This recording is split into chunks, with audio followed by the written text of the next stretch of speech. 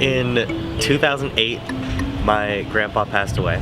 About a year later, I was walking home from my friends one night. It was about 2 a.m. and there was a bike path behind their house.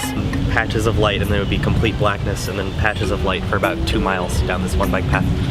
And as I was walking, I heard this song playing. Just from, I guess it was from a house nearby or something, but it was a song that I'd always associated with him when I was little because it was one of his favorite songs. And then I looked up, and down the path, probably 3 patches of light down the road, there was just a silhouette of a person. I kept walking closer, and they started to look more familiar as I got closer. I kind of recognized like the way he was standing, and I thought it was him. And then I walked up, like we were basically as close as you and I are right now. We couldn't have been like more than 3 feet from each other. And I said his name, and he just disappeared. So I'm from Wisconsin, and there's this park, and there's said to be this lady, and she's said to come at 11. And so we go to this park, and we're driving all around, and it's really spooky, and there's these random points of deep fog and then nothing and stuff. We're driving around trying to find this one parking lot that is supposed to be the most haunted point. And so then we get there, and we're sitting there, and we're waiting, and we're not really seeing anything. And there's said to be a flashing light in the woods, and there was this light, and my friends were saying that they saw this figure and stuff. But then we were sitting there, and the fog just started getting thicker and thicker, and the car was completely turned off. And it was a minivan, and it had a movie player, and all of a sudden it started to like try and turn on, and it just felt weird all around us, and it was making the noises like a CD trying to turn on.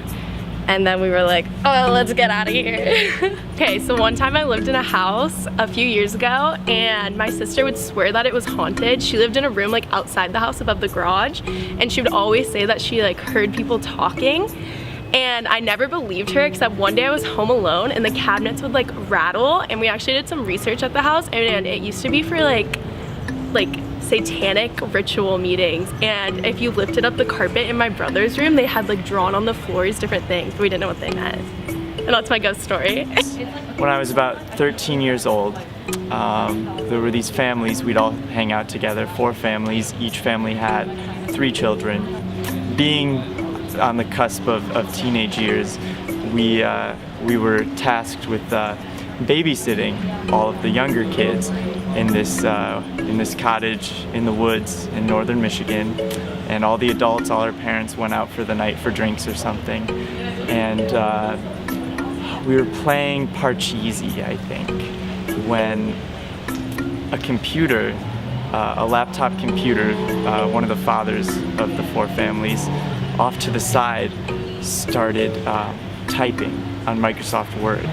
The exact context was a little all over the place.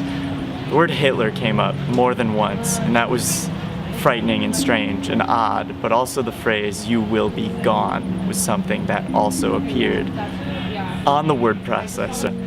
When the parents got back, it had stopped, but all of the words were all still there. But one of the dad who owned the computer just deleted the file without saving it. I'll never know what was trying to be conveyed in that message, and it was truly a frightening experience, and the only one I've had that feels otherworldly like that.